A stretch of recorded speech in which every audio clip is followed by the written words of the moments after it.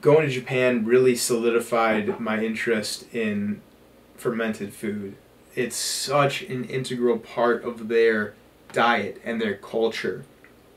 A lot of people know about the macrobiotic diet. It kind of became popularized probably through like Hollywood pop culture, stuff like that. A lot of celebrities got into it.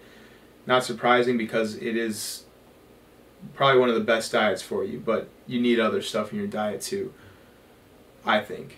It's my opinion. But I've mentioned this in a lot of my vlogs, but one of my favorite foods in Japan that I had never seen before was umeboshi. And that is Japanese pickled plums. I just finished the last of the pickled plums that I had brought back from Japan. Thank you so much, Yoko. They were delicious. And here is my own umeboshi that I have been making for the past few months. They're pretty much done. In like a week or two here, I will bring all these outside and lay them out, and the final step in this process is to let them kind of cure in the sun for like 3 to 6 days. So yeah, I'm really looking forward to that. I've tried a couple of them and they taste nearly identical to the ones that I brought back, so I'm pretty happy with the way they turned out. I've become so interested in fermented food. It has become a part of my everyday lifestyle. I eat fermented foods every day, different kinds each day, and umeboshi here is definitely the most involved. As far as labor goes, it's the most involved. There's a lot of steps. I mean, fermenting stuff, or pickling things, I should say, because this is a little different. It all basically consists of like some produce and adding salt, and it draws the juice out of whatever vegetable or fruit you have in there, and then the vegetable or fruit ferments in its own juices, which is exactly what has happened here. And I've also got Shiso in here with it, and that's to add color to the umeboshi. These used to be red.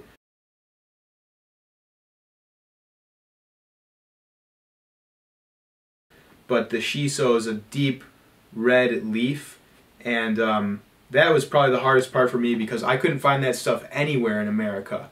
And so I finally found a place that sold like tiny, like just cutlings. And so I grew those in my yard, but they didn't get like that mature so to yield a large harvest of the leaves or anything like that. So I had also gotten some seeds, and I got those going, and I got all these plants going, and it was like just enough, but that's how they get their nice like pinkish reddish hue, and it adds a lot of nice flavor to them, kind of like a anisey licorice flavor. Really great, super potent stuff. And yeah, I definitely want to have that stuff in my life. Earlier in the summer when I got them, they were sitting in one of these, and this has become like a very important tool to me. This is a Hirschgartopf, if I'm saying that right, for all you German experts out there. This is just a ceramic crock. This is the best one you can get, and it's used for pickling and fermenting all sorts of vegetables. You just add the whatever you want to pickle in here, and it's got these weighted stones you put over the top of it, and you add the salt, you put these things on top, and it kind of helps weigh it down, and it keeps it underneath that brine, the juice that's released from whatever you're pickling or fermenting. And that's simply how it stays preserved, just by staying underneath that level of liquid. And then this outer rim is really nice because you just put the lid on afterwards, and then you put some water in this lid, and it forms an airtight seal that lets out all the gas that's released, but it won't let any air in.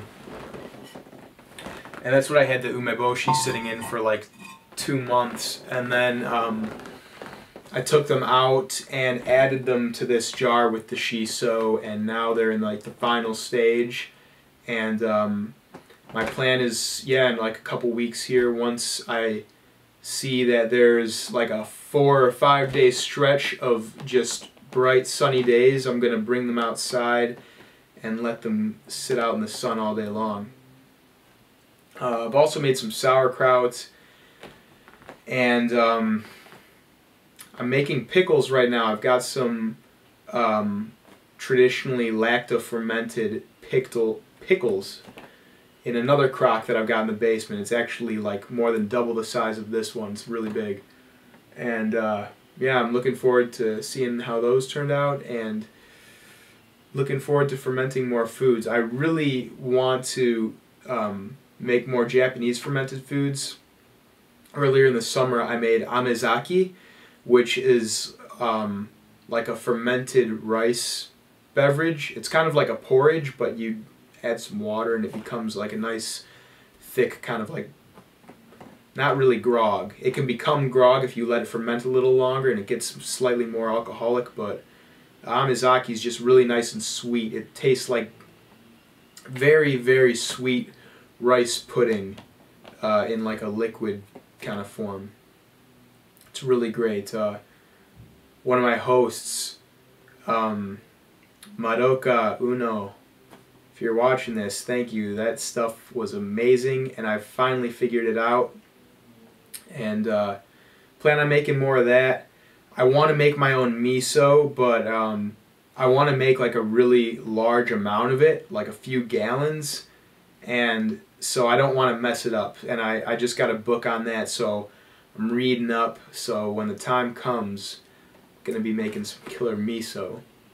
I also want to make natto, which hopefully in the next few days here I'll be making. I just got a bunch of soybeans, and I've got the other ingredients for that. But yeah, the Japanese, they are the fermentation masters. They know so many fermented food recipes, and I just love that stuff now. I feel like I'm forgetting so many things that I wanted to talk about, so I guess I'll try to do a better job of taking notes of those things, and I try to do that on my phone, but I don't know, I still feel like I'm missing a ton of stuff. But anyways, comment, like, subscribe, and suggest. Take it easy.